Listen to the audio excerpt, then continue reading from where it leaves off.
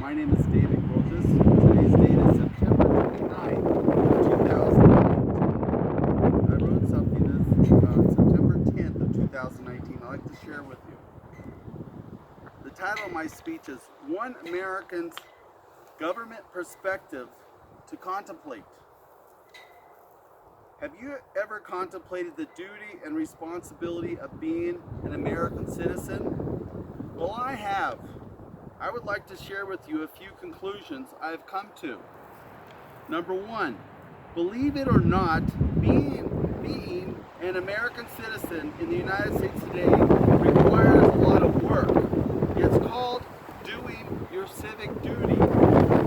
Number two, American citizens acknowledge the duty and responsibility of every government representative, senator, the president, police officers, sheriff deputies, and every judge to utilize all resources, skills, and equipment to protect the God-given rights of each citizen in every community in every state. Number three, American citizens are under a constitutional republic, which means all laws made by Congress must be in agreement with every word of the Constitution. Number four, the ability of every American citizen to pursue life, liberty, and happiness is based upon the government's legal duty to enforce laws passed by Congress which agree with every word in the Constitution. Let me explain this to you.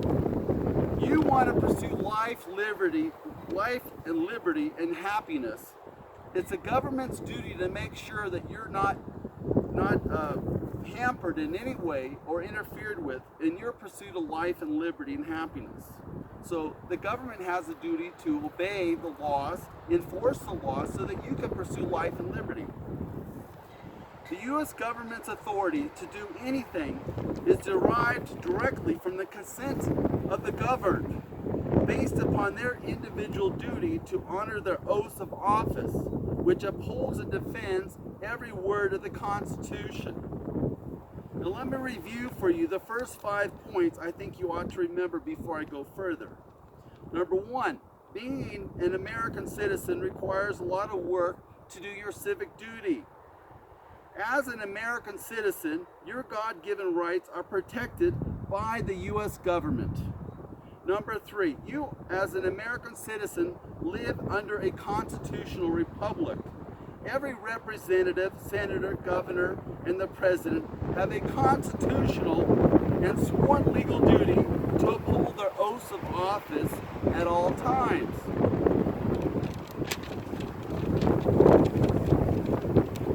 You, as an American citizen, must learn and know about the Constitution, the role of government, and obey laws made by Congress which agree with every word in the Constitution.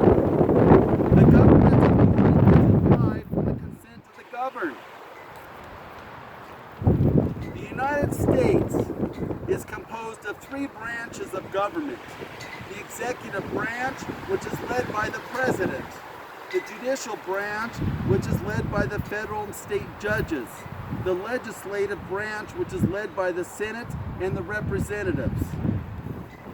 The elected president has a sworn legal duty and is required by law and oath to enforce every federal law which is violated by anyone with all federal resources, personnel, skills, and equipment at his disposal. The president is required to make sure every law is faithfully executed. To execute the law means to oversee all federal laws are both followed and enforced when violated. Did you get that? If a federal law is violated, he is to make sure that the violation does not happen anymore and the person that violated the law is prosecuted. And the laws have to be enforced. So if there are individuals not enforcing the law that are supposed to, he's supposed to fire them and prosecute them also. I think this one area is very important to contemplate. To execute the laws of the land. The President of the United States has 2 official jobs. He is to enforce federal laws when violated by anyone, any individual who trespasses into the United States has violated federal law. He also has a sworn legal duty to identify any government personnel who has a sworn legal duty to also enforce known laws but refuse to do so. They are either derelict in their sworn legal duty, or they are negligent in their sworn legal duty, or they are willfully committing perjury to their oath of office. And people that are committing perjury and are derelict in their sworn legal duty are in a state of active insurrection to federal law. Did you get that? They're committing perjury to their oath of office.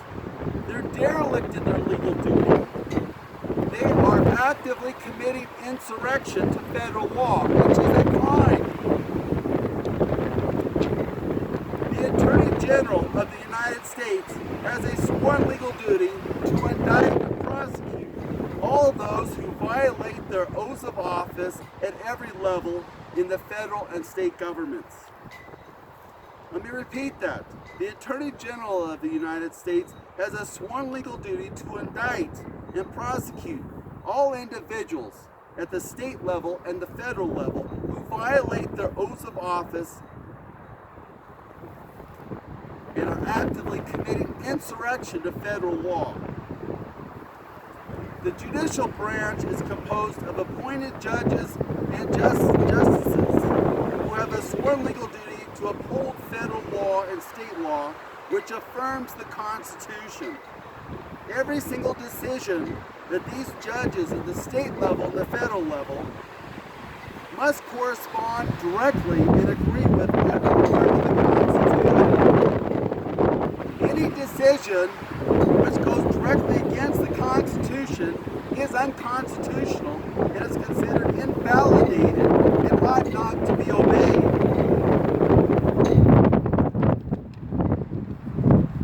The legislative branch is composed of every senator and every representative of each state. They each take an oath to uphold and defend the Constitution at all times.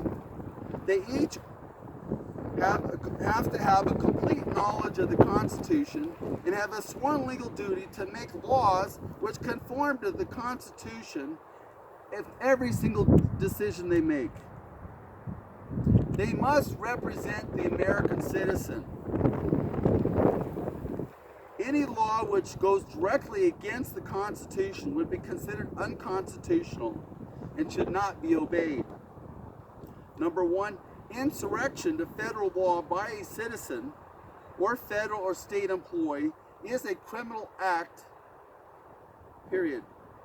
Failing to honor your sworn legal duty is considered perjury, which is a criminal act. It is a crime. Not affirming the Constitution by anyone, willfully or otherwise, is an act of insurrection. Treason is a criminal act against the U.S. government.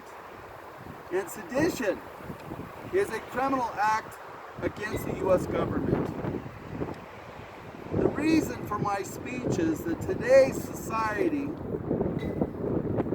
a lot of people are not affirming the Constitution.